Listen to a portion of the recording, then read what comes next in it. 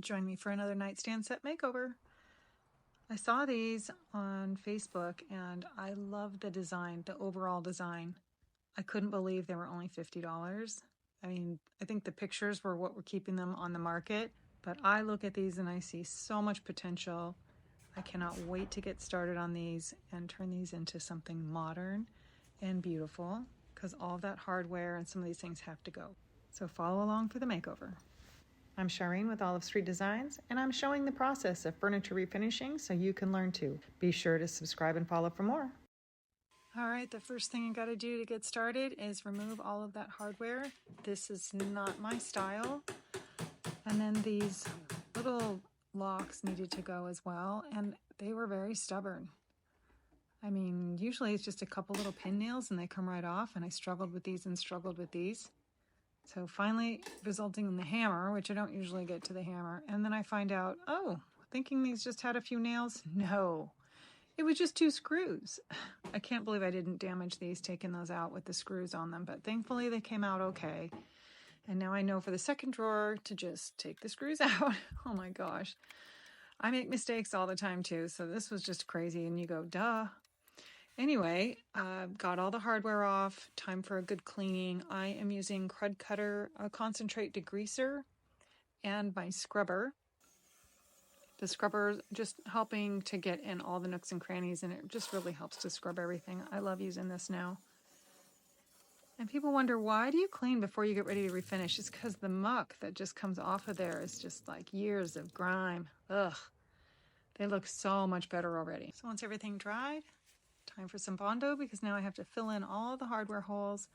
I'm changing everything up and none of the holes are in the right place, so I do have to change everything. This is Bondo, and it's a 2-part process. You add the hardener to it, mix it really good until it's all one color, and then apply. Now, if you have a ton of things to do, don't mix a ton of Bondo because it does set up.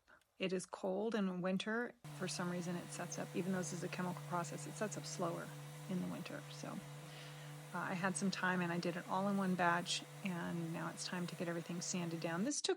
I let it sit for about an hour, but it really starts to harden in about 15 minutes. And just getting everything all nice and sanded smooth. This is 120 grit. And this is the next day. I was working late last night, so I waited till the next day. I'm putting some tape on the front because I'm taking those little swirls off the front. And I just have my jigsaw out. I've got a fine tooth saw blade on there.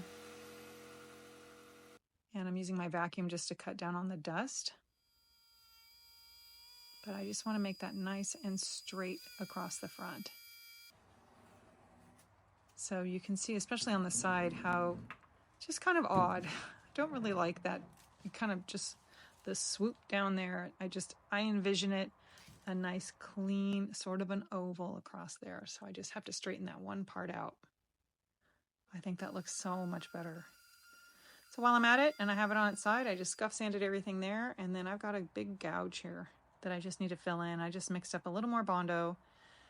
And while that's setting, time to do the edges. So I like to do everything that's flat first, and then I put that interface pad on there so I can do all the round areas. And now I've got a knob sitting here and I'm trying to figure out placement. I'm like, where do I want it?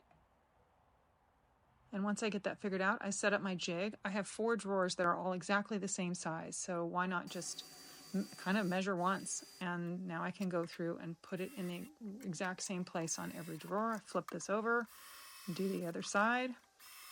And then I just have to adjust it a little bit for the depth of the other 2 drawers because they're just a little more shallow.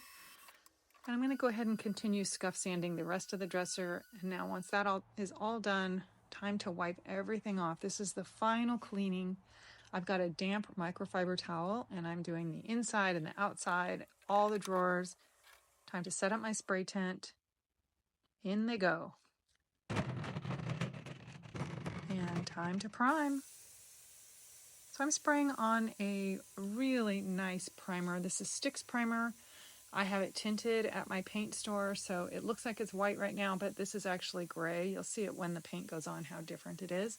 I think the gray helps to cover everything because we're going from dark to light, and adding gray in the middle of that just helps the progression from dark to light. And then once you put primer on, this is when all the little imperfections come out. And I didn't even notice these before, but these are all the nail holes from when they attached that trim across the front. So I'm just using some wood filler to put that and right on with my finger. And then I'm going to use a damp towel and wipe it off. I'm not even going to have to wait for it to dry to sand it. I just wipe it with a damp rag. I do let everything dry. And now coming in with a sanding pad just to, really lightly sand everything, and it will help create this really smooth, beautiful finish because we want that buttery smooth finish. Now you can see the gray primer because I am spraying a beautiful white. This is a creamy white called Organic White from Farmhouse. And after that coat dried, I came back and look at this, bleed through everywhere. I didn't see it at all with a primer, but once the paint went on, everything just bled. So when you see all that blotchiness, you cannot keep going. You've got to stop, and this is what I stop and use. This is a Cover Stain oil-based primer, and I'm just going to spray a coat of this on every surface. And what this is going to do is it kind of seals everything in. And it's okay to use oil-based. You just have to really let everything dry. So a couple of hours went by. I actually let these dry overnight. I was losing time with weather and everything. It's winter, so I packaged everything up, put these in the garage, let them sit overnight. And it's raining now. So I'm with a small spray tent in my garage. And now I can put my final coats of paint on. Now that I have another coat of paint on, I pull all the drawers out and I'm going to touch up these edges. This is where the drawer faces sit against the cabinet, and it just covers this. The sprayer can't get to it. Now, if I wasn't using a really high quality paint that also had a primer in it, I would have to prime this and then paint it. But because I have an all-in-one paint that's just a really high quality paint, I can just go straight in with the paint. I could do this with the entire piece and not prime it, but priming is just part of my process, so I always do it. But for here with touch-ups, it's not necessary. So I do a couple of coats of paint.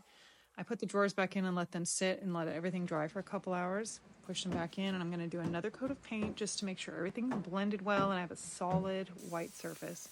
I don't want any streaks in my white.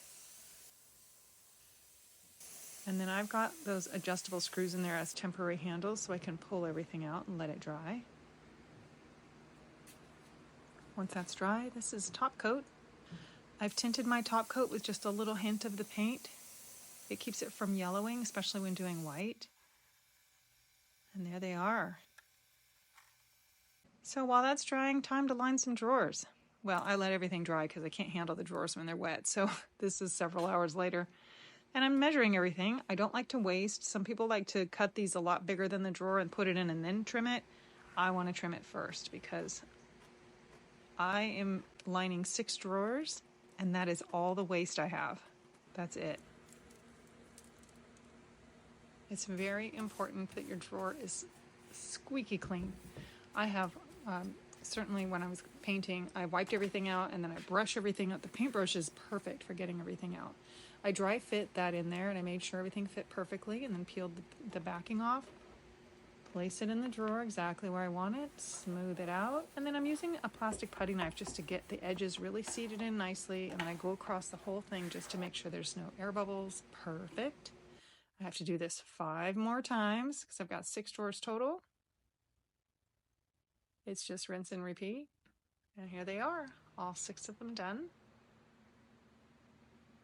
Time for some hardware. Just kind of get into a little mode here with get everything laid out and be just one thing at a time.